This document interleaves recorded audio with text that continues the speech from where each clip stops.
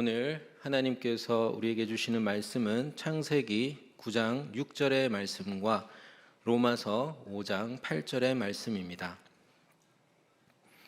먼저 창세기 9장 6절의 말씀을 함께 합독하도록 하겠습니다. 함께 읽겠습니다. 다른 사람의 피를 흘리면 그 사람의 피도 흘릴 것이니 이는 하나님이 자기 형상대로 사람을 지으셨음이니라. 아멘.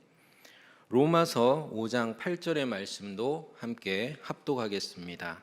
로마서 5장 8절입니다.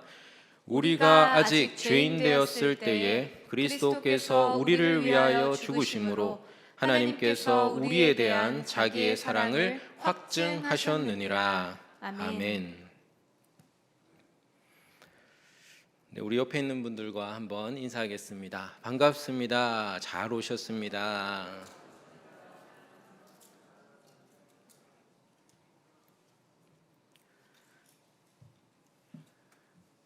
중국의 한 인터뷰 영상이 재미있어서 많이 퍼졌었는데요. 어떤 영상이냐면 한 중년 남성이 길거리 음식을 먹고 있었습니다. 그런데 이제 갑자기 인터뷰를 하는 거죠. 이렇게 물었습니다. 누구랑 주말을 보내고 싶으신가요? A. 본인의 와이프. 그러자 삐 B가 뭔지 아직 얘기도 안 했는데 바로 삐삐삐를 외치는 그 장면이 너무 웃겨서 많은 사람들이 재밌어 했습니다.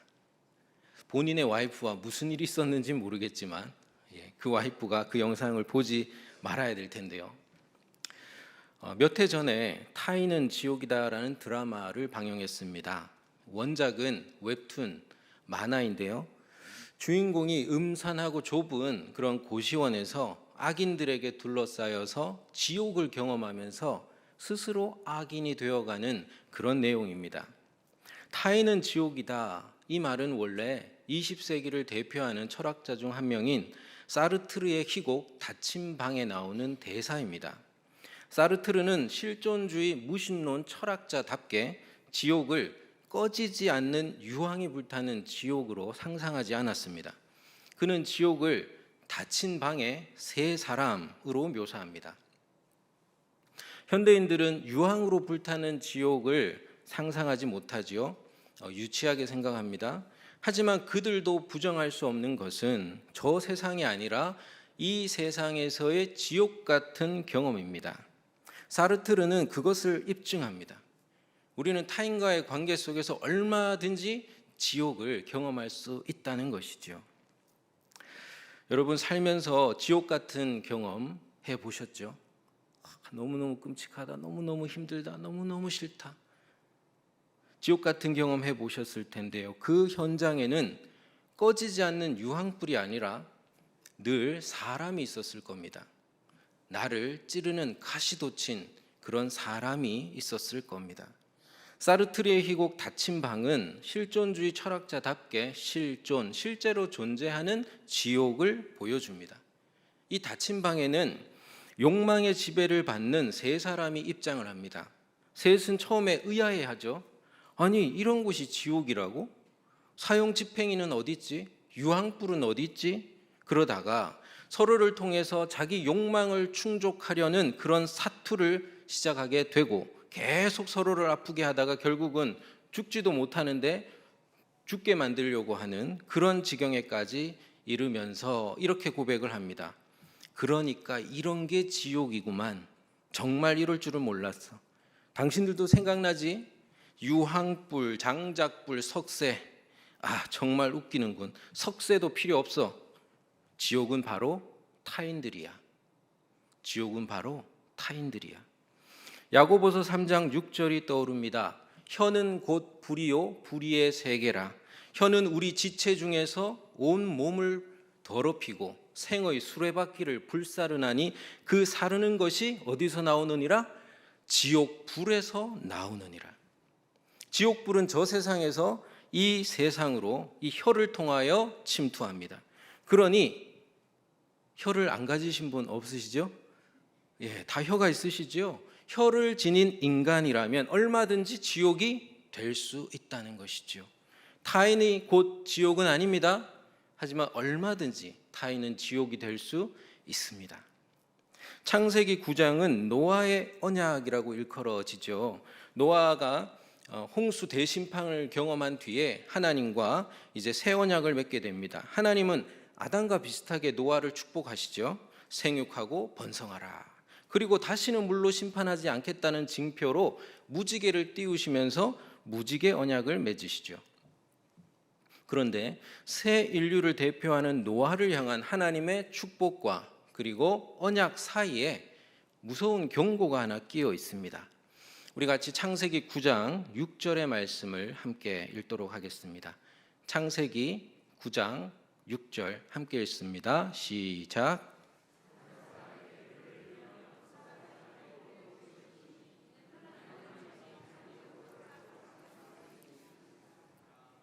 아멘.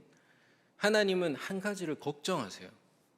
서로 피 흘리는 것, 서로 상처 주는 것, 타인을 지옥으로 경험하는 것을 걱정하십니다.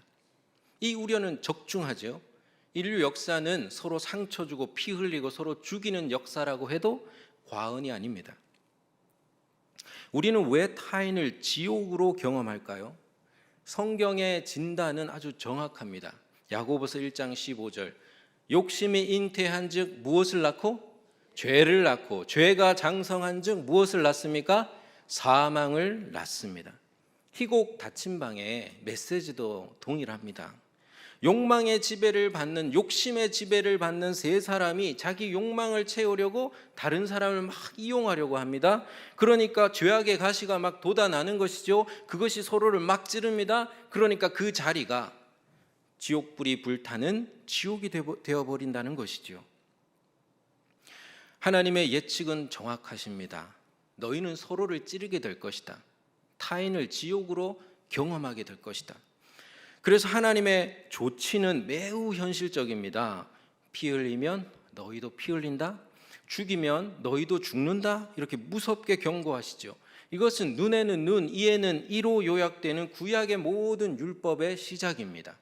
구약의 율법이 추구하는 이상적인 정신은 하나님을 사랑하고 이웃을 사랑하고 원수를 사랑하는 것이지만 그 율법을 시행하는 현실적인 원리가 있는데 그것은 눈에는 눈, 이에는 이입니다.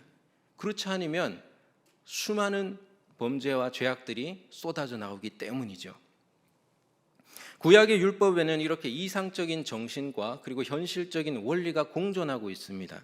하나님은 인간의 욕망이 얼마나 강렬한지 그리고 그 죄악의 가시가 얼마나 위험한지를 정확하게 알고 계셨던 것이죠.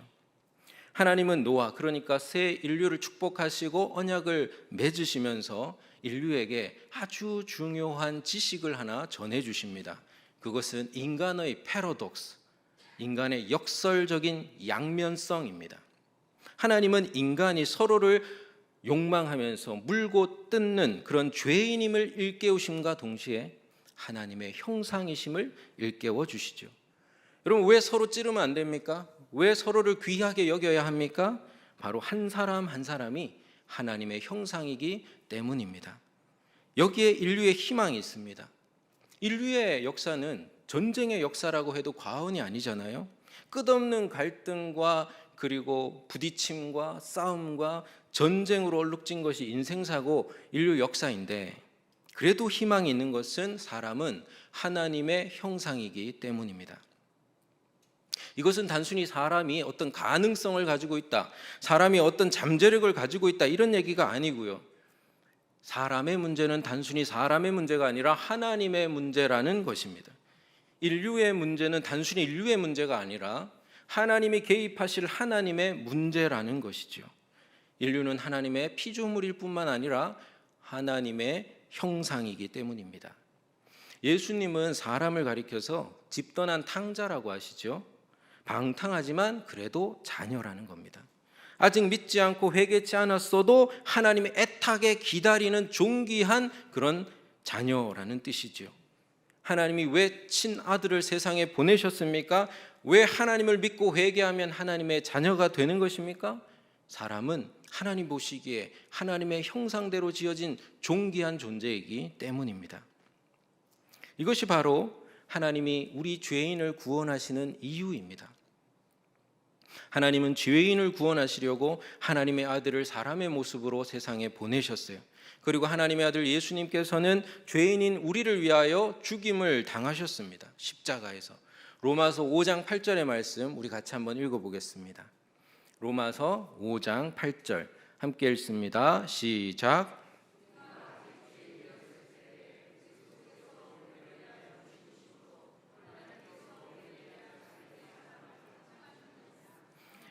아멘.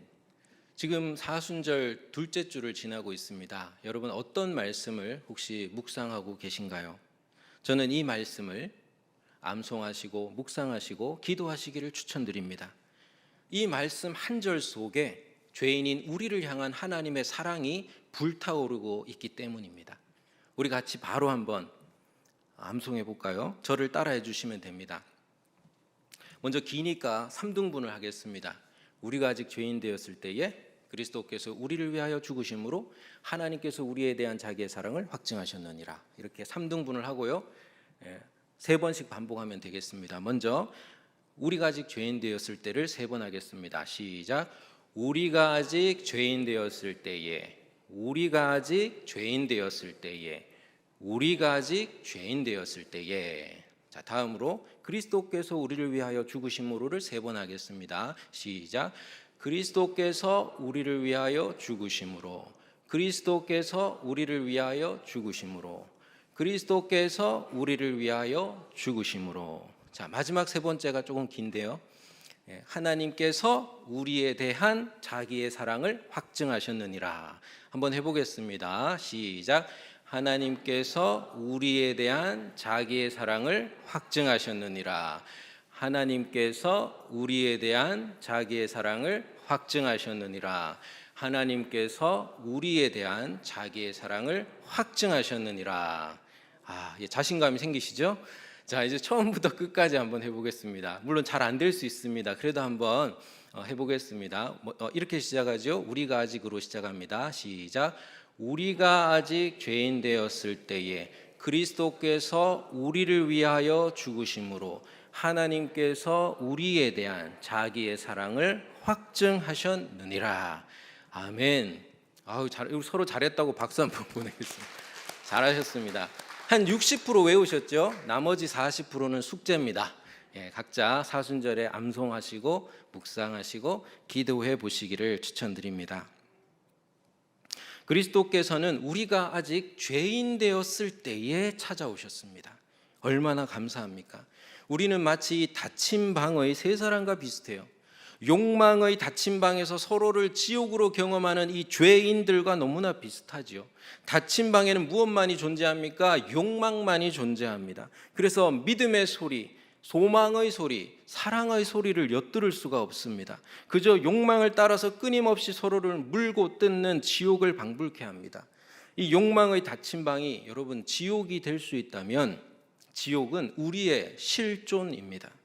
우리의 내면에, 우리의 가정에, 일터에, 이 사회에, 심지어 교회에서도 우리가 지옥을 경험할 때가 있지요? 있습니다. 바로 이 때문입니다. 지옥은 가까이 있습니다.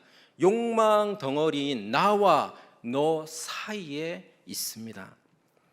그런데 복된 소식은 이겁니다. 우리가 아직 죄인 되었을 때에 그리스도께서 이 욕망의 닫힌 방에 입장하셨다라는 사실입니다. 예수님은 지금도 이 욕망의 닫힌 방에 문을 두드리고 계십니다. 요한계시록 3장 20절이지요. 볼지어다 내가 문 밖에 서서 두드리노니 누구든지 내 음성을 듣고 문을 열면 내가 그에게로 들어가 그와 더불어 먹고 그는 나와 더불어 먹으리라. 아멘. 예수님께 문을 여시기를 바랍니다. 여러분의 마음과 가정과 일터에 주님을 모시기를 바랍니다. 지옥이 변하여 천국이 되는 경험을 하게 될 줄 믿습니다. 그것이 바로 하나님의 나라가 하늘에서와 같이 이 땅에 임하게 해주시고 이루어지게 해달라는 주기도문의 뜻이 아니겠습니까? 그리스도께서 욕망의 닫힌 방에 입장하신다라는 게 무엇을 의미할까요? 여러분, 무장을 해제한 천사가 지옥에 내려갔다고 한번 상상해 보세요. 그 천사 어떻게 될까요?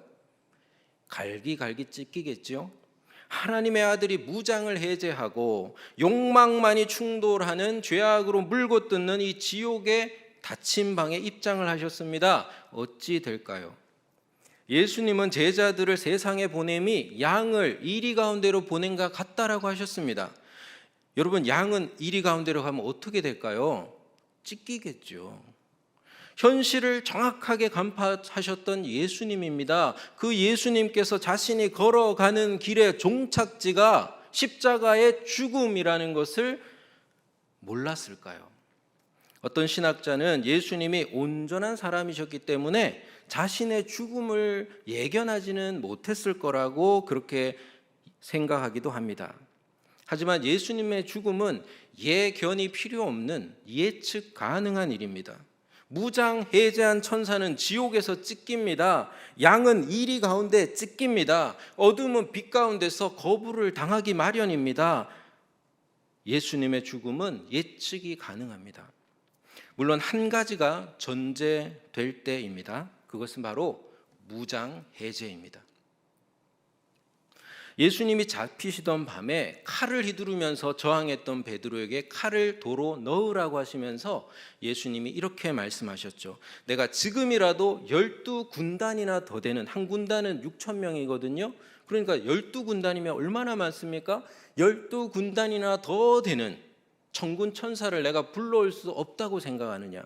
하지만 그렇게 하지 않겠다 하시면서 예수님은 무장을 해제하시고 두 팔 벌려 십자가의 죽임을 맞이하셨습니다.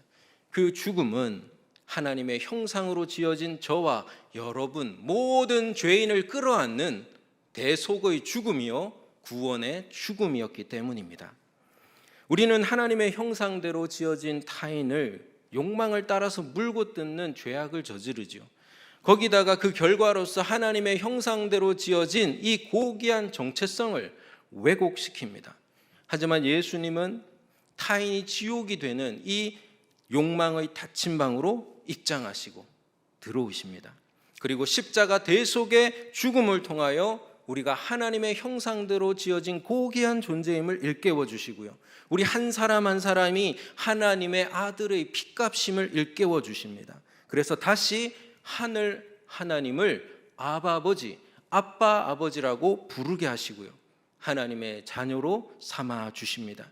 이것은 오직 예수 십자가 대속의 은혜로만 가능합니다. 그래서 그리스도께서 우리를 위하여 죽으심으로 하나님께서 우리에 대한 자기의 사랑을 확증하셨다라는 이 선언은 정확한 말씀입니다. 새 번역은 이렇게 번역을 합니다. 하나님의 사랑을 실증하셨다. 왜냐하면 원어에는 입증하다는 뜻도 있거든요. 그러니까 우리는 실존주의자들에게 하나님의 사랑을 실증하고 입증할 수가 있습니다. 예수님의 십자가는 하나님의 사랑의 실증이요, 입증이요, 그리고 확증이기 때문입니다. 한마디로 도장입니다. 여러분 집에 있는 중요한 문서들 있으시죠? 그 문서에 혹시 도장이 안 찍힌 게 있으십니까? 중요한데. 그럼 큰일입니다. 도장이 안 찍힌 중요한 문서는 세상에 존재하지 않습니다. 예수 십자가 대속의 죽음은 죄인인 우리를 향하신 하나님의 사랑의 도장입니다. 이 확실한 증거를 힘입어서 우리는 하나님께 나아가고 믿음으로 하나님의 자녀가 되고 하나님의 자녀답게 살게 됩니다. 하나님의 형상의 원형이신 예수님이 우리를 욕망을 따라 물고 뜯는 죄악된 삶에서 구원하시며 또 하나님의 형상을 끊임없이 왜곡시키는 이 욕망의 닫힌 방 지옥에서 건져내시기 때문입니다. 말씀을 맺겠습니다. 타인이 곧 지옥은 아닙니다. 하지만 타인은 얼마든지 지옥이 될 수 있습니다. 저는 오늘도 운전하고 교회 오면서 막 이러면서 순간순간 화를 내면서 그때마다 오늘 설교 제목이 분뜩분뜩 떠오르더라고요. 타인이 지옥이구나. 저 사람뿐 아니라 나도 얼마든지 지옥이 될 수 있구나라는 것을 느끼면서 그렇게 교회에 왔습니다. 하루를 살면서 이 설교 제목이 여러 번 떠올랐습니다. 타인이 지옥이구나. 타인이 지옥이구나. 여러분 아마 이 설교 이후에 많이 떠오르실 겁니다. 그럴 때마다 누군가를 정죄하지 마시고요. 내가 누군가에게 지옥이 될 수 있다라는 것도 함께 기억하시면서 오늘 말씀을 기억해 주시기를 바랍니다. 타인은 얼마든지 지옥이 될 수 있습니다. 사람은 욕망하는 존재이기 때문이지요. 욕심이 잉태한즉 죄를 낳고 죄가 장성한즉 사망을 낳는다는 말씀은 이론이 아니라 가설이 아니라 실존입니다. 그래서 회개는 해도 되고 안 해도 되는 선택 사항이 아닙니다. 왜냐하면 우리는 모두 말 그대로 죄인이기 때문입니다. 하지만 우리는 역설적이게도 하나님의 형상대로 지어졌습니다. 그래서 사람의 문제는 하나님의 문제이기도 합니다. 그래서 하나님의 아들 예수님께서 욕망에 닫힌 방 지옥의 문을 끊임없이 두드리시는 것이지요. 예수님은 우리가 아직 죄인 되었을 때에 우리를 위해 죽기 위하여 무장을 해제하시고 욕망의 닫힌 방 지옥에 입장을 하셨습니다. 그렇게 예견된 죽음의 길로 걸어가셨습니다. 그 죽음은 우리의 죄를 사하시는 십자가 대속의 죽음이기 때문입니다. 그 결과 죄인인 우리를 향하신 하나님의 사랑은 이제 실증되었고 입증되었고 그리고 확증되었습니다.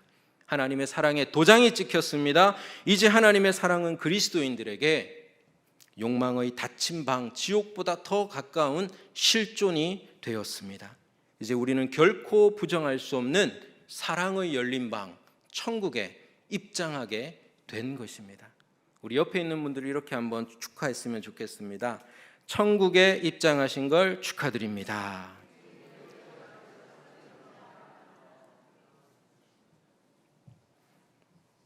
함께 기도하겠습니다.